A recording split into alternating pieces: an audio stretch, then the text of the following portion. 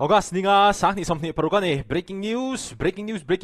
US le Iran ten deal and siam teu to khop mai amaro he video chuanin Houthis Iran hel khoi te hianin Saudi Arabia long an lo ka sakani that mai na ni lampang khu boruak sosang khop mai. Let's cross over to Yemen's capital Sana'a and speak to Yusuf Maudi, who can tell us more about the latest attack by Ansarullah, saying that they've attacked a Saudi oil tanker in the Red Sea. Yusuf. Tui chena Saudi tanker hemi hi helong hianin oil a phurani chu Ansarullah Houthis te hianin lo bei tlek mai ni heti le kan riak chian mai ni kan en photang. Ebenezer and Peace Guy Agency he Ministry of External Affairs Government of India Noya Recruiting Agency ni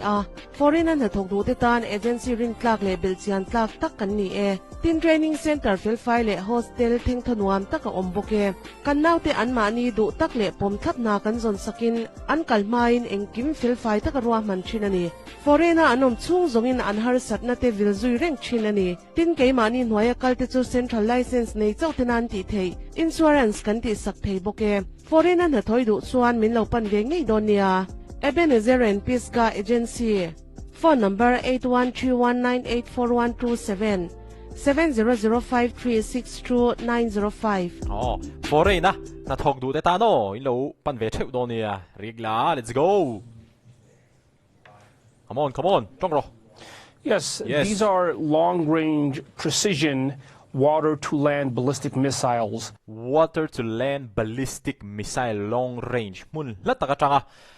ka chua ani don ti na ani long range ballistic missile turuve that are being employed by the Yemeni group. They've used drones before. They've even used hypersonic missiles to drone the hypersonic missile van turuve an ral thuam han chu target oil tankers attempting to cross Bab al-Mandab from the tuna hianin Iran lampang in Strait of Hormuz an block ta tro chuanin tui sente helai Suez Canal vel han kaltang theina tur Bab al-Mandab Strait kha Houthis te han block ve ani hei Saudi Arabia lampang chuanin hei an oil phurlong he kaltang tiran lo tumle ni ngei turani Houthis te lampang chuanin ballistic missile in lo beile pop mai ne the southern Red Sea, and they've also attacked ships attempting to enter Bab al-Mandab from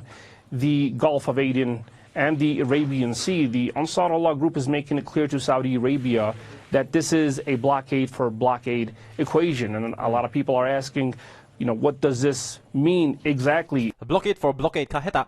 Saudi Arabia lampang hianin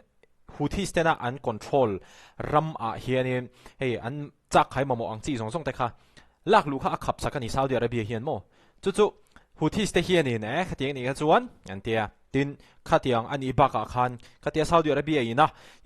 Houthis te ta na an chak khai mamo ang chi lak lu a block sak pia lama khan mani khanin Houthis te na an control ram an thu nei na ram sana airport te kha Saudi Arabia lampang han lo ka sakhang lang boxia hemi hi Houthis te lampang hianin atok ta an te hetiang hianin ma an la veta ani kha ha ya ha mi ta ya mit khatiang ha ni mai blockade for blockade. It basically means that, as long as the Saudi Arabia and its coalition forces are imposing what the Ansarullah Houthis believe is a blockade on Yemen, mainly the port of Hodeidah, which is the only port under the control of the Yemeni group and a port that is responsible for 80 to 90% of goods that are imported into the country. They believe Saudi Arabia is imposing a blockade on Yemen, and likewise they want to use the same tactics to impose a blockade against all Saudi shipping.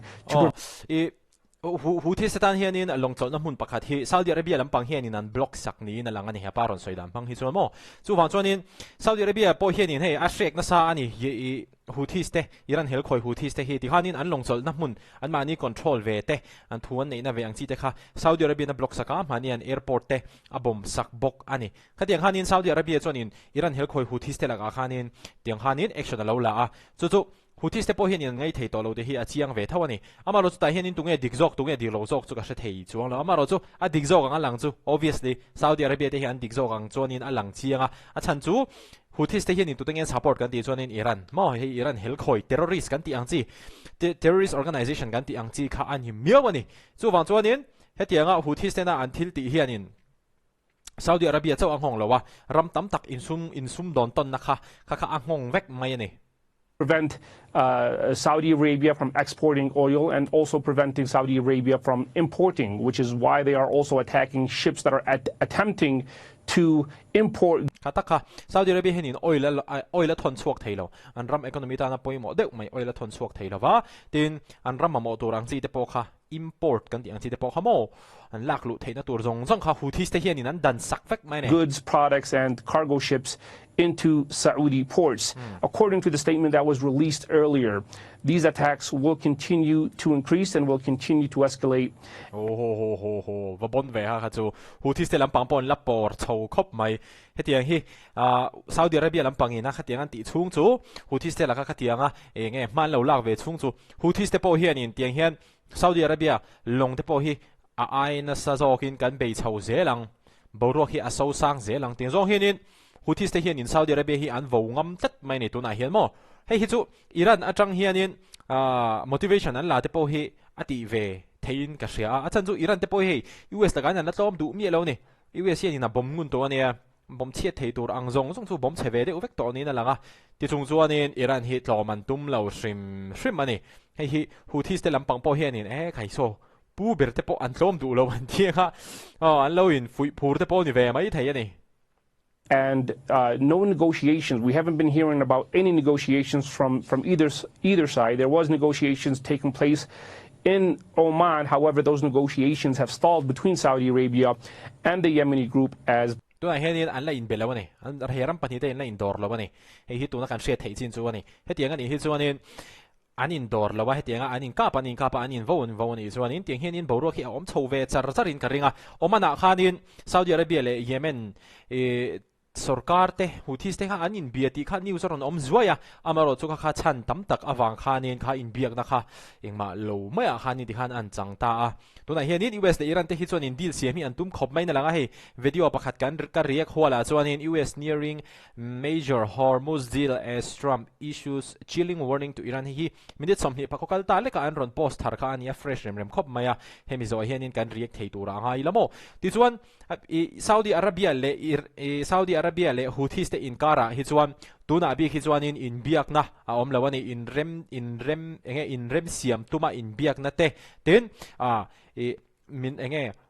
kaltang phalula amaro chu tiang khatiang chuanin ke ni pon kan ti ve ang hati ang chi indoor na kha engma tu da hianin ala om ri lawani ha. Both sides are continuing to keep their finger on the trigger until some type of de-escalation platform is established, but the only hey hinia Saudi Arabia le Houthis te hianin tia direct anin bedon lo ni chuanin hei Pakistan style ang deuh khan ramdang hi anron in rola khoi du tok to ro hetianga indo ai chuanin soifel itum zok angu tianga maron la tu ram kha khatiang kha anron pen chu angai don ni in alangani Saudi Arabia le Houthis te ai o ve an palai ve khatiang khanin mun khata han in betur khan ramdang hi tuna hianin anron pen chu angai don ni in alangani. Only way the group is willing to de-escalate from launching attacks and continuing to impose the blockade is they've made their demands very clear, and that is the complete lift of the blockade that they believe is being imposed by Saudi Arabia. Saudi Arabia has said that they are not imposing a blockade on Yemen, and that these are just merely claims and accusations being directed towards Saudi Arabia by the Yemeni group. Okay. Yemen hemi Houthi so chuanin an soidan chuanin hetianga boruak hi are na turani chuanin Saudi Arabia zong hianin kan control kan thu nei na ram indian longchol na ani mo khatiang zong a hanin tuna min block na enge min shrek na zong hi li vek phot sela khatianga li ani vek nuwa chau khan khatianga li ani vek nuwa chau khan boruak te po hi tiang hianin a tha zong in ron in her theima na ti kha Houthis te hoina an soida na ni amaro chu kha Saudi Arabia lampang chuanin khai in thove mai ani kha engma khatiang kan block lo anti vele dai mai ni tu zong edik lo shia har thin to khop mai tianga chuan poni se Al Jazeera English te hi chuanin he YouTube channel hi chuanin aron report neutral thei vie win ka ria a ke ni tan po a tu zong edik lo ke ma ni angai tu chop tu rang hian min ron chop chho saka chu adik lo po mi ron ti sak chuang lo ba chu wang chuanin tu da hianin Houthis teng edik zo kang Saudi Arabia te hi ke mi mal ngai dana chuanin Saudi Arabia te hi an dik jok turanga chuanin kan ngai ve phot mai ne ka mi mal ngai dana chuan a chan chu Houthi te chu soitawang khanin helpol khan ni miawani khati zong kha han ni phot te se tuna hianin Ansarullah Houthi te hianin tuipuisen hianin Saudi Arabia oil phurlong hi an be yani hei hi apoi mo khop mai hei chuanin boruak hi ran ti so sang le viawang